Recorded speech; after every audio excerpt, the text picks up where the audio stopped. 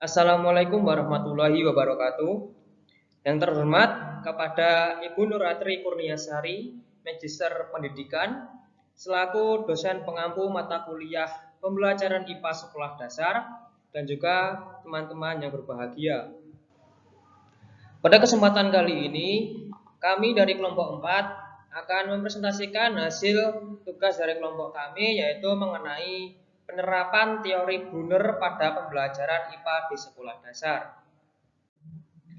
Sebelum masuk ke pembahasan materi, di sini saya akan memperkenalkan anggota kelompok kami, yaitu yang pertama Desta Saum Nurkumala dengan NIM 102. Kemudian saya sendiri Rizka Rijaya dengan NIM 103. Kemudian yang ketiga ada Angelina Vintisia dengan NIM 114. Yang keempat ada Tetap Kuntawijaya dengan NIM 121. Yang kelima Rofika Dia Hastanti dengan NIM 123. Baik, selanjutnya masuk materi yang pertama, yaitu mengenai pengertian teori belajar menurut Brunner. Teori belajar Brunner merupakan salah satu teori yang memberikan pengaruh besar terhadap bidang pendidikan, khususnya dalam pembelajaran matematika dan pemikirannya yang kemudian mencetuskan pembelajaran discovery learning.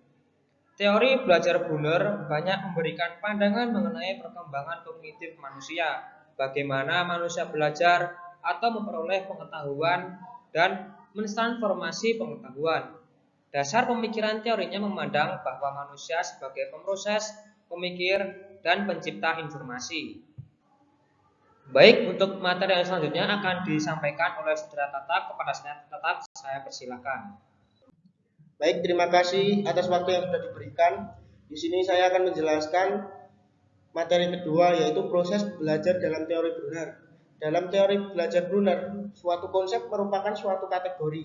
Ini dapat diterapkan dalam pembelajaran IPA sekolah dasar. Kategori merupakan perwakilan benda atau kejadian yang mempunyai persamaan. Kategori adalah aturan pengelompokan benda-benda atau kejadian yang sama atau ekuivalen. Menurut Brunner, suatu kategori harus mempunyai spesifikasi karakteristik sebagai berikut. A. Merupakan atribut yang harus dimiliki oleh suatu subjek. B. Merupakan cara penentuan atribut yang ada ataupun penggabungan. C. Merupakan pentingnya ragam atribut, ada yang sendiri ataupun kombinasi dari atribut. D. Merupakan batas bagi penerima nilai atau value dari atribut tersebut. Terima kasih, saya kembalikan ke moderator. Baik, terima kasih kepada Saudara Tatap yang sudah menyampaikan materi. Kemudian untuk materi yang selanjutnya akan disampaikan oleh Saudari Angel. Kepada Angel saya persilakan. Baiklah, terima kasih untuk waktunya. Di sini saya akan membahas tentang tahap-tahap teori belajar Brunner. Menurut Brunner, dalam proses belajar ada 3 tahap, yaitu 1. Tahap informasi, 2. Tahap transformasi, 3. Tahap evaluasi.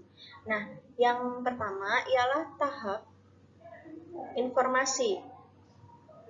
Adalah tahap awal untuk memperoleh pengetahuan atau pengalaman baru, di mana dalam setiap pelajaran diperoleh sejumlah informasi yang berfungsi sebagai penambahan pengetahuan yang lama.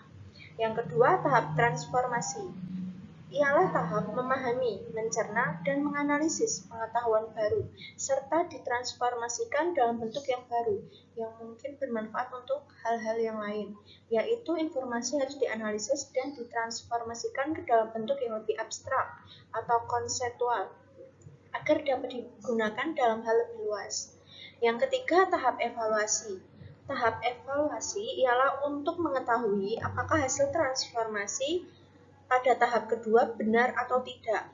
Evaluasi kemudian dinilai sehingga diketahui mana-mana pengetahuan yang diperoleh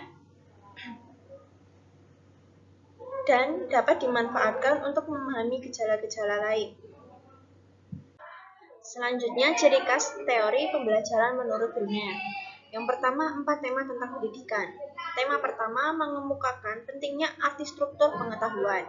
Tema kedua adalah tentang kesiapan untuk belajar. Tema ketiga adalah menekankan nilai intuisi dalam proses pendidikan.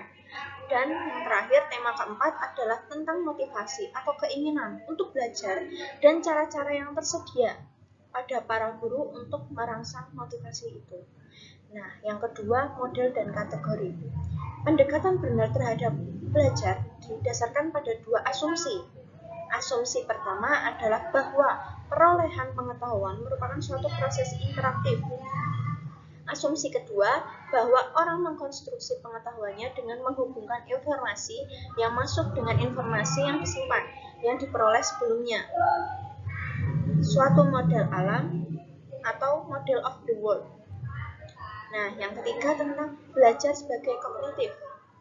Kajian Brunner menekankan perkembangan kognitif yang menekankan cara-cara manusia berinteraksi dalam alam sekitar dan menggambarkan pengalaman secara mendalam. Menurut Brunner, perkembangan kognitif juga melalui 3 tahapan yang ditentukan cara melihat lingkungan, yaitu enaktif dari 0 sampai 2 tahun, ikonik 2 sampai 4 tahun, dan simbolik dari usia 5 sampai 7 tahun. Sekian penjelasan dari saya. Selanjutnya saya kembalikan ke moderator. Baik, di sini saya akan menjelaskan materi kelebihan dan kekurangan teori Brunner. Kelebihan dari teori Brunner atau Free Discovery Learning adalah yang pertama yaitu belajar penemuan dapat digunakan untuk menguji apakah belajar sudah bermakna. Yang kedua, pengetahuan yang diperoleh si belajar akan tertinggal lama dan mudah diingat. Yang ketiga yaitu belajar penemuan sangat diperlukan dalam pemecahan masalah sebab yang diinginkan dalam belajar agar si belajar dapat mendemonstrasikan pengetahuan yang diterima. Yang keempat yaitu transfer dapat ditingkatkan di mana generalisasi telah ditemukan sendiri oleh si belajar daripada disajikan dalam bentuk jadi. Yang terakhir yaitu penggunaan belajar penemuan mungkin mempunyai pengaruh dalam menciptakan motivasi belajar. Materi yang selanjutnya yaitu kelemahan dari teori belajar Brunner atau Free Discovery Learning adalah yang pertama yaitu belajar penemuan ini memerlukan kecerdasan anak yang tinggi, bila kurang cerdas hasilnya kurang efektif. Yang kedua yaitu teori belajar seperti ini memakan waktu cukup lama dan kalau kurang terpimpin atau kurang terarah dapat menyebabkan kekacauan dan kekaburan atas materi yang dipelajari. Sekian penjelasan dari saya kembalikan ke moderator. Baik, saya akan menjelaskan tentang materi penerapan model belajar Brunner dalam pembelajaran IPA di sekolah. Bahwa penerapan model belajar Brunner mengemukakan model belajar yang disebut sebagai model belajar penemuan. Seiring dengan hal tersebut, dalam penerapannya di kelas, Brunner juga mengemukakan model pembelajaran di kelas yang disebut sebagai model pembelajaran penemuan atau discovery teaching. Sesuai dengan teori belajar penemuan, tujuan pembelajaran penemuan ini bukan hanya untuk memperoleh pengetahuan saja, melainkan untuk memberikan motivasi kepada siswa, melatih kemampuan berpikir intelektual dan merangsang keingintahuan siswa.